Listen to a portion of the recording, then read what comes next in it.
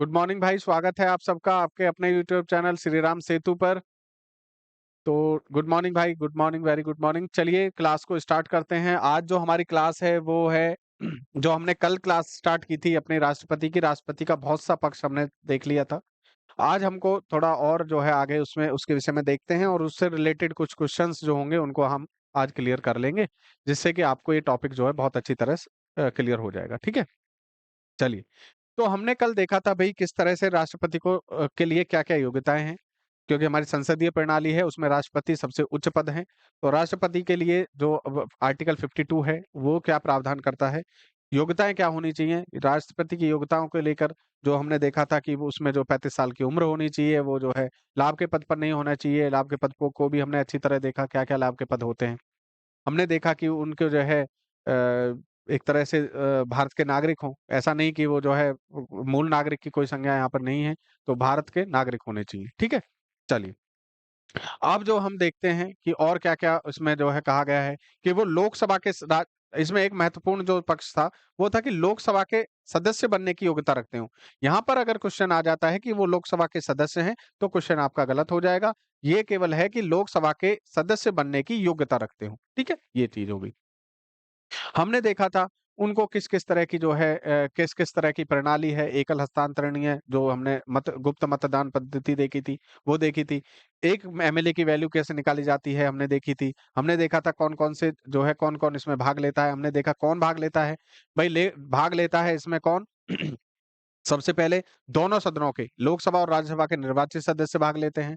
सभी राज्यों के विधानसभाओं के निर्वाचित सदस्य भाग लेते हैं और 17वां संविधान संशोधन 1992 में हुआ और 1997 में इन्होंने जो है दिल्ली और पांडिचेरी ने भारत के राष्ट्रपति के चुनाव में भाग लिया। ये चीजें हमने देखी। हमने देखी कि 361 के तहत उनको जो है कुछ शक्तियां मिलती हैं कि उनमें कोई भी न्यायालय उन पर जो है कोई भी आदेश पारित नहीं कर सकता। ये हमने देखा था कहाँ पर, ये हमने जो हमारी मैंडेमस एक रिट होती है वहां पर भी हमने देखा था कि मैंडेमस जो होती है प्रतिषेध परमादेश जो होती है, उसमें ये कहा गया था कि आप जो है राष्ट्रपति को और राज्यपाल को मैंडेमस जारी नहीं कर सकते। ठीक है, हाई कोर्ट और सुप्रीम कोर्ट। अब हम उससे आगे देखते हैं। उससे आगे हमने देखना है वो आर्टिकल 56। आर्टिकल 56 कहता है कार्यकाल। जो कार्यकाल के विषय में बात है वो आर्टिकल 56 कहता है। तो आर्टिकल 56 के विषय में हम देखेंगे आर्टिकल 56 है क्या और किस तरह से ये प्रावधान करता है। देखिए, आर्टिकल 56 में राष्ट्रपति के कार्यकाल को लेकर स्पष्ट कहा गया है कि ये अपनी जो जब भी शपथ लेंगे, शपथ से नियुक्ति से जो निर्वाचन होगा इनका, निर्वाचन से लेकर 5 साल के लिए ये अपने पद पर बने रहते हैं। राष्ट्रपति पद पर बने रहेंगे 5 साल के लिए। अगर ये 5 साल से पहले अपना जो पत्र है, इस्तीफा है, यानी कि अपना पत्र का इस्तीफा जो है उसको किसको दे देते हैं? उपराष्ट्रपति को। ठीक है? उपराष्ट्रपति को अगर ये अपना पत्र दे देते हैं कि भई मैं इस्तीफा दे रहा हूँ कार्यकाल से, निर्वाचित कार्यकाल से पूर्व राष्ट्रपति पत्र इस्तीफा दे सकते हैं। किसको दे सकते हैं? उपराष्ट्रपति को। उपराष्ट्रपति को दे सकते हैं। भाई ये बहुत महत्वपूर्ण है। पहला तो ये जब भी नियुक्त होंगे 5 साल के लिए नियुक्त होंगे। जब भी नियुक्त होंगे 5 साल के लिए नियुक्त होंगे। अगर ये पहले अपना इस्तीफा देना चाहते हैं तो ये उपराष्ट्रपति को देंगे। उपराष्ट्रपति सबसे पहले इसकी जो सूचना है वो किसको देंगे? वो लोकसभा अध्यक्ष को देंगे कि भई हमारे जो समय सर्वोच्च पद है वो खाली हो चुका है। उसकी सूचना लोकसभा अध्यक्ष सभा और जो हमारे लोकसभा जो सदन में जो सदस्य होंगे उनको देते हैं। एक चीज़ यहाँ पर देखनी है कि आप सोच रहे होंगे कि अगर लोकसभा के जो हमारे राष्ट्रपति हैं, वो राष्ट्रपति अगर इस्तीफा दे देते हैं तो राष्ट्रपति का पद तो खाली हो जाता होगा, लेकिन बिल्कुल ऐसा नहीं है। राष्ट्रपति का पद कभी भी खाली नहीं होता, ये ध्यान रख लीजिए। कभी भी खाली नहीं होता। राष्ट्रपति का पद कभी खाली होता नहीं है। क्यों नहीं होता? क्योंकि मान लीजिए उनकी इस्तीफा हो गया, उन्होंने इस्तीफा दे दिया, तो तुरंत उसी दिन से जैसे ही इस्तीफा देंगे, इस्तीफा स्वीकार होगा, तुरंत ही उपराष्ट्रपति राष्ट्रपति के कार्यनिर्वहन करना स्टार्ट कर देंगे। और अगर राष्ट्रपति भी नहीं है उपलब्ध भाई, तो कौन होंगे? तो सीजेआई, चीफ जस्टिस ऑफ जो इंडिया होंगे, मुख्य न्यायाधीश जो होंगे, भारत के जो सर्वोच्च न्यायालय है, उसके मुख्य न्यायाधीश जो है, उसकी जो है बागडोर संभालेंगे। मान लीजिए आप ये पूछना चाहते हैं कि मुख्य न्यायाधीश भी नहीं है, मुख्य न्यायाधीश भी पद पर नहीं है, तो जो हमारे सुप्रीम कोर्ट है, उसके सबसे वरिष्ठतम जो न्यायाधीश होंगे, सबसे वरिष्ठतम न्यायाधीश जो होंगे वो राष्ट्रपति के पद जो निर्वहन करेंगे उनकी पालन करेंगे। लेकिन कभी भी राष्ट्रपति का पद खाली नहीं रह सकता, ये ध्यान में रख लीजिए। ठीक है? जी बिल्कुल। ठीक है। ठीक है, तो राष्ट्रपति का पद कभी खाली नहीं रह सकता, ये ध्यान रखिए। राष्ट्रपति हमेशा पद पर रहते हैं, चाहे वो कोई भी हो, लेकिन राष्ट्रपति हमेशा पद पर रहते हैं। तीसरा क्या है? निर्धारित कार्यकाल से पूर्व स्थान रिक्त होने पर नए चुनाव 6 माह में करवाने होंगे भाई। ये चीज ध्यान रखिए, जो नए चुनाव है, आप जैसे मान लीजिए राष्ट्रपति जी के द्वारा उनकी पद पर रहते हुए मृत्यु हो गई, या फिर उनको जो है उन्होंने इस्तीफा दे दिया। इस्तीफा देने पर या पद पे मृत्यु होने पर और उनका पद खाली होने पर क्या होगा कि नए जो राष्ट्रपति होंगे, नए राष्ट्रपति की चुनाव की प्रक्रिया 6 माह में हो जानी चाहिए। उपराष्ट्रपति 6 माह से ज्यादा राष्ट्रपति के जो कार्यवाहक राष्ट्रपति होंगे उसका निर्वहन नहीं कर सकते। 6 माह से पहले ही आपको नए राष्ट्रपति को पद पर बैठाना होगा, ये चीजें ध्यान रख लीजिए। तो आर्टिकल 56 क्या कहता है? आर्टिकल 56 ये विषय में 4 बातें कहता है कि भाई पहली बात, राष्ट्रपति 5 साल के लिए निर्वाचित होते हैं।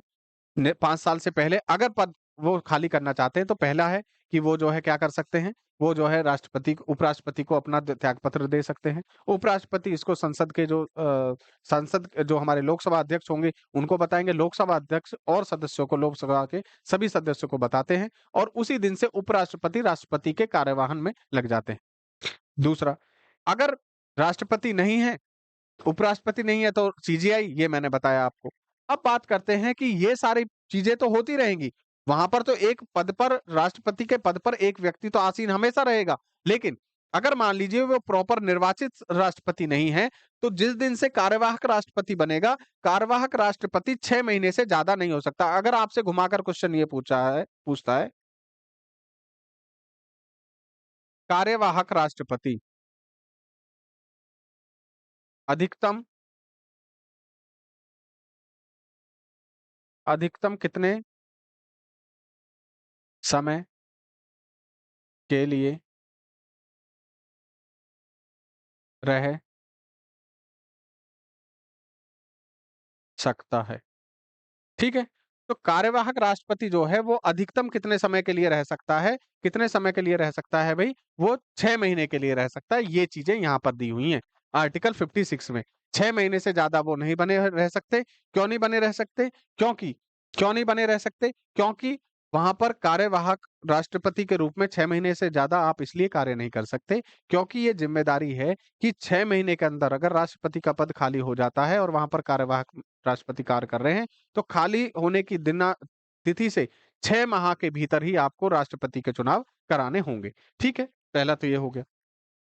अब हम कहते हैं कि भाई राष्ट्रपति जो है ये है, राष्ट्रपति कितने दिनों तक रह सकते हैं? तो अंतिम कोई भी आर्टिकल 71 का ए, मैंने कल भी आपको बताया था कि आर्टिकल 71 का, बिल्कुल, आर्टिकल 71 का ए ये कहता है कि राष्ट्रपति की अधिकतम आयु कुछ नहीं होगी। राष्ट्रपति की अधिकतम आयु को कोई परिभाषा नहीं है, राष्ट्रपति की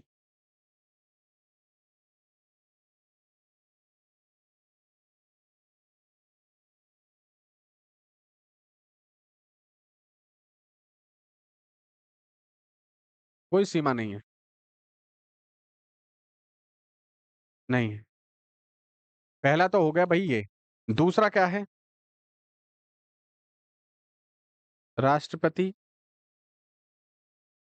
कितनी बार भी चुनाव लड़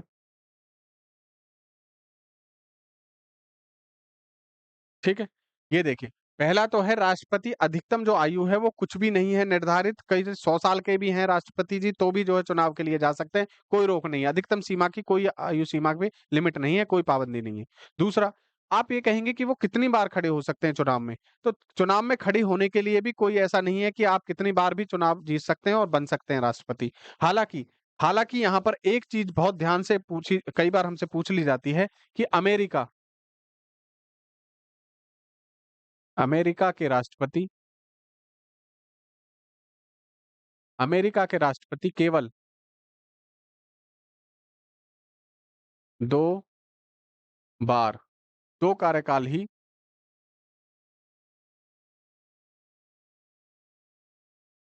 ही रह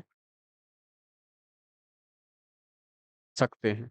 ये चीज़ें ध्यान देनी है भई कि अमेरिका के जो राष्ट्रपति हैं, अमेरिका के राष्ट्रपति केवल 2 बार ही राष्ट्रपति बन सकते हैं। जैसे बराक ओबामा हमने देखा कि वो 2 बार ही 2 टर्म ही उन्होंने की, फिर दोबारा से वो तिबारा तीसरी बार वो जो है चुनाव में आए नहीं। इसलिए नहीं आए क्योंकि वहाँ पर रोक है, वहाँ के संविधान में स्पष्ट वर्णन है कि आप केवल 2 बार से ज़्यादा राष्ट्रपति नहीं बन सकते। लेकिन भारत में स्थिति क्लियर नहीं है। भारत में तो आप जितनी बार चाहे राष्ट्रपति बन सकते हैं, 4 बार, 6 बार, जितनी बार चाहें 35 साल से लेकर 35 साल में अगर पहली बार आप राष्ट्रपति बनते हैं, आप मृत्यु तक अपने मान लीजिए आप 120 साल के रहने हैं तो 120 साल तक आप जो है 35 साल से 120 साल तक राष्ट्रपति बन के रह सकते हैं। हर बार जीतना होगा आपको 5 साल के बाद। यहाँ पर कार्यकाल फिर भी राष्ट्रपति का कार्यकाल यानी कि 4 वर्ष प्लस 4 साल यानी कि 8 वर्ष से ज़्यादा आप राष्ट्रपति नहीं रह सकते अमेरिका में, ये चीज़ें ध्यान रखिए। भारत में ऐसी कोई सीमा नहीं है, भारत में जब चाहे जब जितने दिन तक चाहे आप राष्ट्रपति रह सकते हैं, ये हमने चीज़ें देखी। अब हमने चीज़ें देख ली हैं सारी कि राष्ट्रपति कैसे बनते हैं, राष्ट्रपति को क्या-क्या जो है चीज़ें हैं। राष्ट्रपति अगर अपना पद त्यागना चाहें तो किस तरह त्याग सकते हैं। एक और तरीका है जिससे कि राष्ट्रपति अपने पद से त्यागपत्र दे सकते हैं, दे नहीं सकते, उनको देना पड़ता है। वो एक तरह से एक ऐसा प्रावधान है कि उन पर एक जो है आरोप लगाए जाते हैं कि ये जो है राष्ट्रपति जी के द्वारा जो हमारा संविधान है उसको नहीं माना जा रहा है, उसको कदाचार को जो है कदाचार के लिए उनको जो है दोषी ठहराया जाता है और सदाचार के लिए दोषी ठहराया जाता है, यानी कदाचार जो है उन पर लगाया जाता है। और ये जो संविधान का कदाचार है, यही जो क्या होगा उन पर आर्टिकल 61 जो हमारा महाभियोग की प्रक्रिया के वर्णन करता है कि आर्टिकल 61 में महाभियोग प्रक्रिया का वर्णन है। महाभियोग उन पर लगाया जाता है। अगर महाभियोग सिद्ध हो जाता है तो उसी दिन से राष्ट्रपति को अपना पद त्यागना पड़ता है, ठीक है? ये चीज़ें ध्यान में रखेंगे। अब मैं यहाँ पर यहीं पर एक चीज़ और क्लियर कर देता हूँ कि अगर ऐसा नहीं है, जैसे हम देखते हैं लोकसभा सदस्य, लोकसभा अगर सदस्य है कोई एमपी है और उसकी मृत्यु हो जाती है, तो उस मृत्यु होने पर उसके नए जो है चुनाव किए जाते हैं, री-इलेक्शन कराए जाते हैं।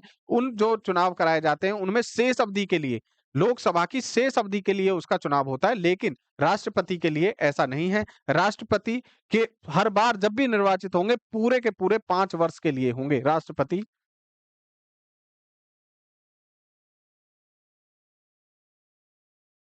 चुनाव हर बार 5 वर्ष के लिए होता है। जबकि लोकसभा सदस्य का चुनाव शेष लोकसभा के लिए होता है। ये चीज़ें आपको थोड़ी ध्यान में रखनी होंगी भाई, ये बहुत ही इम्पोर्टेंट है। ये आपसे भाई कई बार क्वेश्चन डायरेक्ट भी पूछा जा सकता है कि भाई राष्ट्रपति का चुनाव हर बार राष्ट्रपति जी की अगर मृत्यु हो जाती है, मान लीजिए कोई राष्ट्रपति बने और उनकी मृत्यु हो जाती है किसी कारण से, वो ज़्यादा उम्रदराज थे या फिर उनको जो है बीमारी के कारण उनकी मृत्यु हो जाती है 1 साल के बाद। तो अब शेष कार्यकाल कितना बचा था उनका? उनका बचा था कितना बचा था? 4 साल। 4 साल की समय बचा था। अब जो नए राष्ट्रपति आने होंगे, वो आप कहेंगी वो इस 4 साल के लिए होंगे या फिर पूरे 5 साल के लिए? तो यहाँ पर ये बहुत ध्यान रखना है, हर बार जब भी चुनाव होंगे, पूरे 5 साल के लिए होंगे। राष्ट्रपति हर बार अपने पूरी टर्म करेंगे, पूरी 5 साल करेंगे। ये चीज़ें आपको ध्यान में रखनी है। आर्टिकल 56 में एक और चीज़ कही गई थी कि वो अपना त्यागपत्र दे देते हैं और कोई कार्यवाहक जो राष्ट्रपति है, वो अपने राष्ट्रपति के कार्यों का निर्वहन करता है। इस समय में देखिए यहाँ पे देखिए कार्यवाहक राष्ट्रपति पति के द्वारा किए गए सभी कार्य राष्ट्रपति राष्ट्रपति रहते कार्य वैध होंगे। यानी कि जो वैधता की बात करता है कि अगर कार्यवाहक राष्ट्रपति भी हैं, कार्यवाहक राष्ट्रपति भी बनाए गए हैं, तो कार्यवाहक राष्ट्रपति भी पूरे टर्म, जो टर्म उन्होंने कार्यवाहक राष्ट्रपति के रूप में की है, उसमें पूरे में वो जो क्या रहेंगे, उनके सारे कार्य जो हैं वो एक तरह से लीगल होंगे, उन पर कोई भी आप जो है उँगली नहीं उठा सकते, वो सब भी वैध होंगे, सभी प्रमाणिक होंगे, ये चीजें आपको ध्यान में रखनी है, ठीक है। तो अब हमने देखा, क्या देखा हमने कि भाई राष्ट्रपति को शेष कार्यकाल के लिए नहीं, पूरे कार्यकाल के लिए उनको जो है बनाया जाएगा। दूसरा देखा, अगर कार्यवाहक राष्ट्रपति कार्य करते हैं तो उनके द्वारा जितने भी निर्णय लिए जाएंगे, जितने भी कार्य किए जाएंगे, सभी वैध होंगे, ठीक है। अब एक जो इससे नेक्स्ट हम देखते हैं महाभियोग। महाभियोग की जो प्रक्रिया है, अनुच्छेद अनुच्छेद देखिए, इसको थोड़ा-सा हम ध्यान में रखेंगे कि महाभियोग की प्रक्रिया जो है 61 में है, कहाँ पर है? महाभियोग की प्रक्रिया 61, आर्टिकल तो 56 है, 61 है, बिल्कुल है। लेकिन यहाँ पर एक थोड़ा-सा मैं आपको बता दूँ, यहाँ पर आर्टिकल 56 में ही ये निर्णय की देखिए यहाँ पे है, आर्टिकल 56 में ये उल्लेखित है कि राष्ट्रपति को महाभियोग से हटाया जाएगा। अब ये महाभियोग कहाँ पर है? देखिए आर्टिकल 56 में ही उसको है, आर्टिकल 56 में ही ये कहा गया है। इसमें बहुत कन्फ्यूज़न होती है, कई बार क्वेश्चन्स इससे बनते हैं, डायरेक्ट क्वेश्चन बनते हैं और हम कन्फ्यूज़ हो जाते हैं। भाई ध्यान से देखिए ज़रा दोस्तों कि अनुच्छेद 56 में ही है, अनुच्छेद 56 जो है आर्टिकल 56 में ही ये मेंशन है कि राष्ट्रपति को महाभियोग के द्वारा भी हटाया जा सकता है। और वो महाभियोग क्या है? 61 में, आर्टिकल 61 में तो केवल महाभियोग की प्रक्रिया का उल्लेख है, आर्टिकल 61 में तो महाभियोग की प्रक्रिया का उल्लेख है। लेकिन महाभियोग शब्द कहां पर कहा गया है, पहली बार वो कहां पर किया गया, आर्टिकल 56 में, ये ध्यान रखेंगे। तो आर्टिकल 56 ही ये कहता है कि राष्ट्रपति को महाभियोग के द्वारा हटाया जा सकता है। और वो क्यों हटाएंगे हम, देखिए यहाँ पर राष्ट्रपति को हटाने की विधि महाभियोग कहलाती है, इम्पीचमेंट कहलाती है। संविधान में केवल राष्ट्रपति, देखिए एक चीज और हमेशा हमसे पूछी जाती है, जैसे कि कई सारे पदाधिकारी होते हैं, उनको हटाने की अलग अलग प्रक्रियाएं हैं। महाभियोग शब्द एक कॉमन शब्द है, एक सामान्य शब्द है, जिसको कि हम मानते हैं कि ये जो है सभी को हटाने के लिए यूज किया जाता है। चीफ जस्टिस ऑफ इंडिया को हटाने के लिए, जो हमारे राज्यसभा के जो अध्यक्ष होते हैं, जो चेयरमैन होते हैं, जो उपराष्ट्रपति होते हैं, उनको हटाने के लिए, राज्यपाल को हटाने के लिए, हम सब में एक ही प्रक्रिया का कई बार हम जिक्र करते हैं, वो है महाभियोग। लेकिन ये बिल्कुल गलत है। महाभियोग केवल इम्पीचमेंट जो है, केवल और केवल राष्ट्रपति के लिए, केवल केवल राष्ट्रपति, केवल राष्ट्रपति, यहाँ पर देखिए मैंने ओनली प्रेसिडेंट लिखा है, केवल और केवल राष्ट्रपति। महाभियोग केवल राष्ट्रपति, महाभियोग केवल राष्ट्रपति को हटाने की प्रक्रिया है। बाकी सारे भी जितने उच्च अधिकारी, उच्च पदाधीशीन जो व्यक्ति हैं, उनको हटाने की प्रक्रिया में आप हमेशा ये ऑप्शन का चयन करेंगे कि महाभियोग जैसी प्रक्रिया, हमेशा ये लिखेंगे आप, महाभियोग जैसी प्रक्रिया।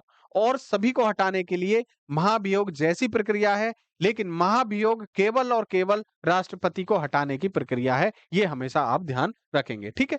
तो आर्टिकल 56 में है और इसमें 56 में ये कहा गया है कि आप जो है हटा सकते हैं। ये किसके लिए? संविधान का उल्लंघन करने के, आधार हमेशा और हमेशा संविधान का उल्लंघन होगा। केवल और केवल एक आधार है, केवल एक आधार है जिस पर इम्पीचमेंट लगता है, केवल मात्र एकमात्र जो हमारा आधार है जिस पर इम्पीचमेंट लगता है राष्ट्रपति पर, वो है संविधान का उल्लंघन। यानी कि संविधान को ही हम वायलेट कर रहे हैं। वायलेशन ऑफ कॉन्स्टिट्यूशन अगर प्रेसिडेंट के द्वारा किया जाता है तो उन पर इम्पीचमेंट इम्पोज हो सकता है, इम्पीचमेंट की प्रक्रिया चालू की जा सकती है। जी बिल्कुल, बिल्कुल ठीक है भाई। तो ये सारी चीजें हमने देखी इम्पीचमेंट में, महाभियोग में, ठीक है। महाभियोग की प्रक्रिया जो है वो ये होगी, संविधान का उल्लंघन, ये आधार होगा, हमेशा आधार, हमेशा हमेशा जो आधार होगा वो होगा इम्पीचमेंट का आधार, हमेशा संविधान का उल्लंघन होगा, वॉयलेशन ऑफ कॉन्स्टिट्यूशन, ठीक है। ये सारी चीजें हमने देख ली महाभियोग। अब देखते हैं महाभियोग की प्रक्रिया कैसे चलती है, क्या होती है महाभियोग की प्रक्रिया, किस तरह से हम देखेंगे, ये सारी चीजें अभी देखें। महाभियोग की प्रक्रिया, अब हम आते हैं आर्टिकल 61 में। आर्टिकल 61 में जो है महाभियोग, महाभियोग की प्रक्रिया लिखी हुई है, इम्पीचमेंट।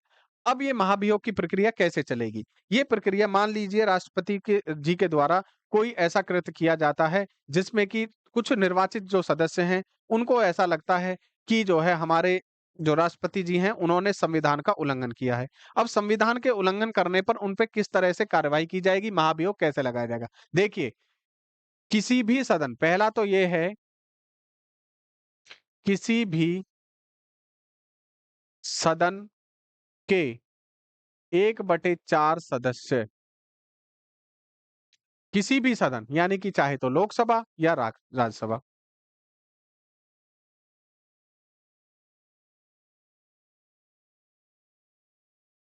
लोकसभा या राज्यसभा, किसी भी सदन के 1/4 सदस्य जो होंगे, अगर वो लिखकर दे देते हैं, अगर वो लिखकर दे देते हैं कि इम्पीचमेंट लगाना है राष्ट्रपति जी के द्वारा, तो ये प्रक्रिया जो है उसी सदन में चालू हो जाएगी। किसी भी सदन में, ये देखिए, ये किसी भी सदन में चालू हो सकती है, ये लोकसभा में भी चालू हो सकती है, राज्यसभा में भी चालू हो सकती है। ठीक है? तो राज्यसभा या लोकसभा में ये प्रक्रिया चालू होगी। प्रक्रिया चालू होने में मैं पहले आपको एक बता देता हूँ, फिर आप हम लिख सकते हैं। ये प्रक्रिया 1/4 सदस्य किसी भी सदन के होंगे, वहाँ पर ये प्रक्रिया चालू हो जाएगी।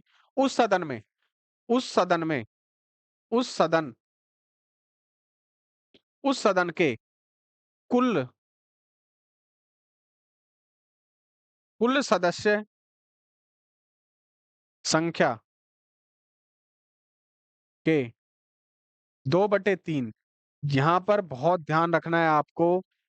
उस सदन के कुल सदस्य, यहाँ पर हमेशा ध्यान रखना है, कुल सदस्य संख्या है, उपस्थित एवं मतदान देने वाला नहीं है। यहाँ पर कुल सदस्य संख्या का 2/3 अगर पास कर दें, 2/3 अगर जो है पास कर देते हैं, तो ये जो इम्पीचमेंट की प्रक्रिया है लोकसभा से चालू हुई मान लीजिए, तो अब ये पहुंच जाएगी राज्यसभा में। ठीक है? 2/3 की जो प्रक्रिया है, 2/3 की जो भाग जो है सदस्य हैं, कुल सदस्य संख्या का 2/3 अगर ये कह देते हैं, सहमति जता देते हैं, तो ये दूसरे सदन में चली जाएगी, यानी कि राज्यसभा में चली जाएगी, या राज्यसभा से चालू की गई थी तो लोकसभा में आ जाएगी।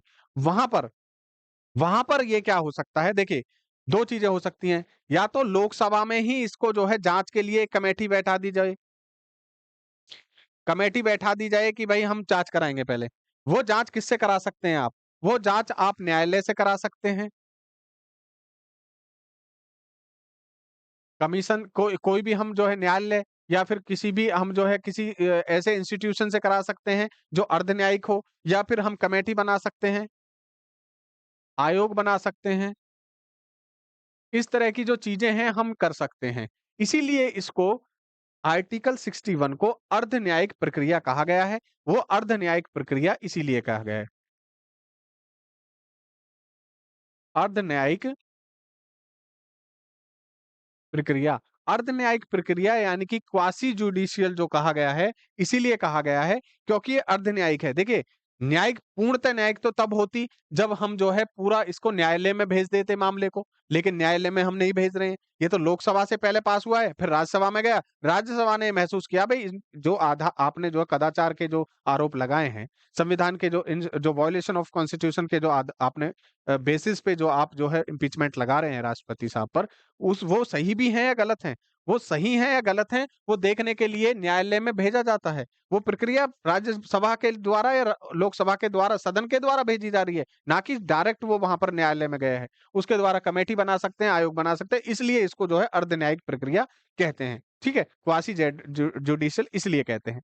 अब बात होती है, अगर वो भी न्यायालय कमेटी भी ये कह दे कि बिल्कुल जो आधार हैं, जिन आधारों पर राष्ट्रपति जी का पर इम्पीचमेंट आया है, वो बिल्कुल सही हैं। राष्ट्रपति जी यहाँ पर गलत हैं, इम्पीचमेंट की प्रक्रिया इन पर चालू होनी चाहिए। तो ये सब वापस जो है इसी सदन में आ जाएगा वो, और इसी सदन में रिपोर्ट आने के बाद यहाँ के 2/3 कुल सदस्यों के 2/3 अगर इसको पास कर देते हैं, जैसे ही दूसरे जो सदन होगा वो 2/3 से पास करता है, तो उसी दिन से जो है राष्ट्रपति जी का पद खाली मान लिया जाएगा। खाली मान लिया जाएगा, फिर उसी दिन से राष्ट्रपति जी को हटना पड़ेगा। हालांकि भारत में आज तक भी किसी भी राष्ट्रपति को इम्पीचमेंट के द्वारा हटाया नहीं गया है। भारत में किसी भी राष्ट्रपति को आज तक इम्पीचमेंट के द्वारा, महाभियोग की प्रक्रिया पूर्ण करने के बाद नहीं हटाया गया है। ये चीजें थोड़ी ध्यान में रखनी है। अब यहाँ पर क्या होगा, जिस दिन देखिए, इसमें एक थोड़ी-सी और बात है, जिस दिन आपको क्या करना है, जिस दिन आपको जो है राष्ट्रपति जी पर बहस करनी है।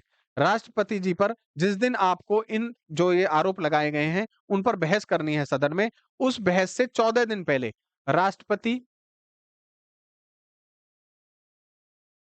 जी को सदन में महा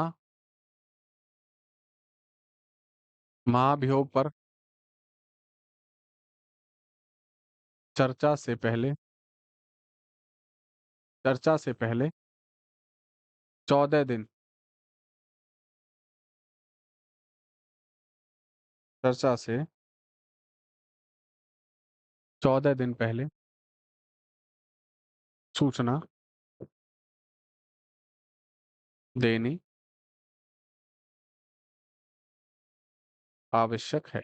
ये चीज़ें ध्यान में रखेंगे कि ब राष्ट्रपति जी को सदन में अगर महाभियोग पर चर्चा होनी है, आप महाभियोग उनसे बिगर उनको महाभियोग अगर लगाना चाहते हैं राष्ट्रपति जी पर, तो आपको कोई उनको जो है सूचना देने की आवश्यकता नहीं है। आप बस सदन के 1/4 सदस्य हैं, लिखिए कि भई हमको राष्ट्रपति जी पर महाभियोग लगाना है, बिल्कुल कोई बात नहीं, राष्ट्रपति जी को पता हो ना हो, उससे कोई मतलब नहीं है। लेकिन जिस दिन सदन में इस पर बहस होनी है, जिस भी सदन में इस पर बहस होनी है, उस बहस से उस जो बात उस जहाँ पर चर्चा होनी है, उस चर्चा से 14 दिन पहले आप राष्ट्रपति जी को ज़रूर बताएँगे। उस चर्चा से 14 दिन पहले आप राष्ट्रपति जी को ज़रूर बताएँगे कि राष्ट्रपति साहब आपको जो है आप पर महाभियोग लगाया गया है और 14 दिन बाद आप पर इस विषय पर चर्चा होनी है इस सदन में, लोकसभा या राज्यसभा में, ठीक है? ये सारी चीज़ें आपको बतानी होंगी राष्ट्रपति जी को। ये हमारे क्लियर हो गया? अब हमने कहा कि भई वो चीज़ें जो हैं, वो चीज़ें हमने देख ली कि राष्ट्रपति जी पर कोई चर्चा चली और ये सिद्ध हो गया, उनको जो है हटा दिया गया। तो ये चीज़ें हमने देख ली, तो राष्ट्रपति जी पर इसमें ध्यान देने की बात है। यहाँ पर और एक चीज़ और है, इसके लिए 108 जो हमारा एक तरह से संयुक्त जो अधिवेशन है, उसका कोई भी प्रावधान नहीं है। संयुक्त अधिवेशन का प्रावधान नहीं है, 108 में जो ल रखा गया है ना, वो संविधान में संयुक्त अधिवेशन 108 के तहत संयुक्त अधिवेशन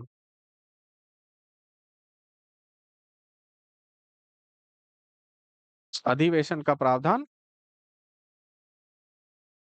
प्रावधान नहीं है भाई, ठीक है?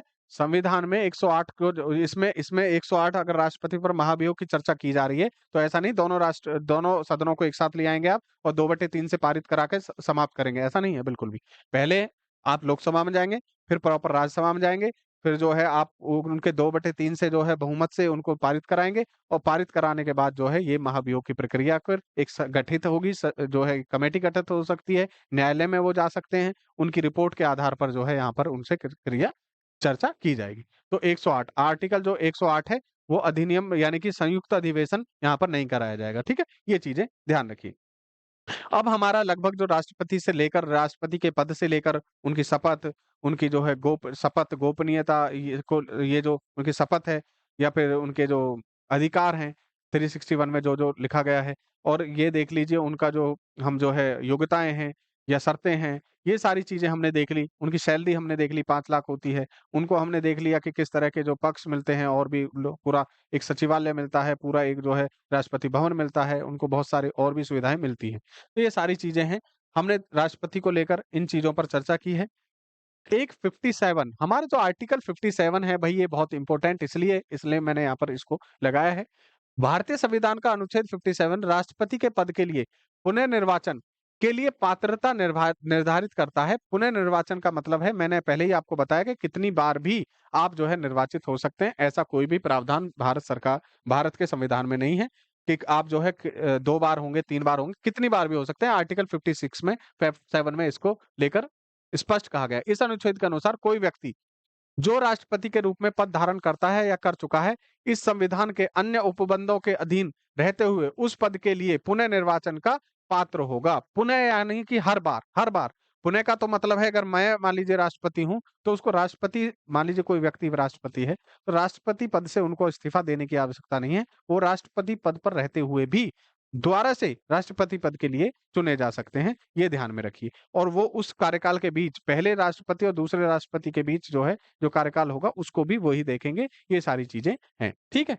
तो आर्टिकल 57 इसको स्पष्ट कहता है कि भाई हमारे यहाँ पर राष्ट्रपति चाहे कितनी बार भी चुने जा सकते हैं, कोई भी इसमें बाध्यता नहीं है। हालांकि अमेरिका का जो राष्ट्रपति होगा केवल 2 बार, 2 टर्म्स के लिए, 4 साल की एक टर्म्स होती है, उनके लिए चुने जा सकते हैं। ये चीजें हमने देखी। चलिए अब इससे रिलेटेड मैंने कुछ क्वेश्चंस लेकर आया हूं आपके लिए। कुछ क्वेश्चंस हैं जिनको हम देखेंगे। उन क्वेश्चंस को जब हम करेंगे तो हमको बहुत अच्छी तरह से ये समझ में आ जाएगा कि किस तरह से हमने राष्ट्रपति को पढ़ा, तो उसका एक थोड़ा सा रिफ्रेश और रिवीजन हमको हो जाएगा। चलिए भाई, तो ये हम देखते हैं। देखिए, अगर भारत के राष्ट्रपति के चुनाव में कोई विवाद होता है तो उस विवाद को सौंपा जाता है। देखिए, अभी मैंने कराया था आपको, आर्टिकल 56 जो है, ये कहा जा 56 जो है उसमें लिखा गया है, क्लियर लिखा गया है कि कहाँ पर भारत के महाधिवक्ता के पास भेजेंगे मैं इस मामले को, संसद के पास भेजेंगे या भारत के सर्वोच्च न्यायालय के। हमने अभी देखा था 56 में कि भारत के सर्वोच्च न्यायालय में सुप्रीम कोर्ट जो होगा, वहां पर हमारे जो जो भी जो है रिलेटेड टू जो इलेक्शन ऑफ जो प्राइम मिनिस्टर प्रेसिडेंट, वो सब कहाँ जाएंगे? सुप्रीम कोर्ट में जाएंगे, ठीक है। फिर सुप्रीम कोर्ट में ये सारी चीजें जाएंगी अगर कोई भी विवाद होता है इलेक्शन को लेकर। चलिए, भारत के राष्ट्रपति का चुनाव किया जाता है, भारत का राष्ट्रपति का जो चुनाव है वो किया जाता है, बताएं भाई। ये मैं करा चुका हूं। प्रत्यक्ष निर्वाचन द्वारा, एकल हस्तांतरणीय प्रणाली द्वारा, अनुपातिक मत प्रणाली द्वारा। इसमें आप देखिए, क्या ए बी सी है? एक, दो, बी सी है, तीन, डी ए है, या बी सी है, चार। ये देखिए कि भाई कौन सा इसमें आंसर सही होगा। इसमें आंसर बताने की कोशिश करें, थोड़ा सा अच्छा क्वेश्चन है। भाई, भारत के राष्ट्रपति का चुनाव किया जाता है, किस प्रणाली के द्वारा किया जाता है? मैंने बहुत अच्छी तरह से आपको इसके बारे में बताया था कि एकल हस्तांतरणीय मत प्रणाली, गुप्त मत, अनुपातिक मत प्रणाली, इसके बारे में मैंने बताया था। तो ये प्रणाली कहां पर है? देखिए, एकल हस्तांतरणीय मत प्रणाली और अनुपातिक मत प्रणाली, बिल्कुल दोनों ही सही हैं इसके। तो आंसर हो जाएगा बी और सी। इसमें बी और ए, बी और सी, आंसर बी हो जाएगा इसका। आंसर हो जाएगा इसका बी। आंसर हमेशा ये हो जाएगा बी। दोनों ही इसके सही हैं, एकल हस्तांतरणीय मत प्रणाली और आनुपातिक गुप्त मत प्रणाली, ये दोनों ही इसकी पूरा एक नाम है, उसको ही अलग अलग करके इन्होंने यहाँ पर दे दिया है। तो आर्टिकल हमारा जो बी और सी हो जाएगा इसका आंसर, ठीक है। चलिए, इस तरह से थोड़े अच्छे क्वेश्चन है जिसमें कि आपको बहुत अच्छा जो है एक तरह से ये एक तरह से आपका जो पहले किया है उसका रिवीजन भी हो जाएगा और आप समझ भी पाएंगे। राष्ट्रपति के भारत के राष्ट्रपति अपनी शक्तियों का प्रयोग करते हैं। देखिए, उनकी शक्तियों के बारे में भी हम बात करेंगे, हालांकि हमने अभी उसके विषय में ज्यादा बातें नहीं की हैं। भारत के राष्ट्रपति अपनी शक्तियों का प्रयोग करते हैं, बताएं भाई। सीधे अथवा अपने अधीनस्थ अधिकारियों द्वारा, मंत्रियों के द्वारा, प्रधानमंत्री द्वारा, मंत्रिमंडल के द्वारा, उपरोक्त में से कोई नहीं, उपरोक्त में से एक से अधिक, या फिर ये बताइए। ये देखिए पीसीएस लेवल के क्वेश्चंस होते हैं भाई, उपरोक्त में एक से अधिक, ये थोड़ी ना है। इसमें सीधा क्वेश्चन है, सीधे अथवा अपने अधीनस्थ अधिकारियों। सबसे पहले मैं बताऊं, ये देखिए सर्वोच्च जो पद होता है हमारा, इनके पास बहुत सारी सुविधाएं होती हैं, बहुत सारे पक्ष होते हैं, बहुत सारी शक्तियां होती हैं, न्यायिक शक्तियां होती हैं। ये किसी को जीवन दान दे सकते हैं, आर्टिकल 72। ये होता है कि वो वहां पर आप जो है किसी को जीवन दान की बात जो है राष्ट्रपति के पास होती है, जीवन दान देने की शक्ति। आप माफ कर सकते हैं किसी को, उसकी जो उसकी उसको कोई भी सजा मिली हुई है उसको कम कर सकते हैं, उसको उसकी जो नेचर है उसको कम कर सकते हैं। मान लीजिए उसको कठोर कारावास किया, उसको सामान्य जो कारावास में आप बदल सकते हैं। तो ये राष्ट्रपति के पास बहुत सारी शक्तियां होती हैं। तो वो सीधे भाई, हम जो देखते हैं किसी को मान लीजिए उम्र कैद की सजा मिलती है या किसी को फांसी की सजा मिलती है, तो उस फांसी की सजा के खिलाफ वो कहाँ जाता है? वो जाता है सुप्रीम कोर्ट में, वो जाता है, सॉरी, राष्ट्रपति के पास। जब सुप्रीम पहले वो न्यायालयों में जाएगा, उन न्यायालयों ने मान लीजिए उनको दे दिया फांसी की सजा, तो वो कहाँ पर उसकी अपील करेगा? वो राष्ट्रपति के पास करेगा। तो राष्ट्रपति का ये स्वयं विवेक है कि वो जो है उस पर जो है क्या करेंगे, वो उसको फांसी की सजा को बरकरार रखना चाहते हैं या उसको माफ कर देना चाहते हैं। वो सीधे इसका निर्णय लेते हैं, सीधे। या अपने अधीनस्थ अधिकारियों के द्वारा। बिल्कुल, अधीनस्थ अधिकारी तो ये सभी हैं, ये मंत्री के द्वारा भी करा सकते हैं, वो कुछ अपना जो ऑर्डर दे सकते हैं या फिर राज्यपाल को जो है वो कुछ कह सकते हैं। तो ये सारी चीज़ें वो कहाँ पर है? Article a.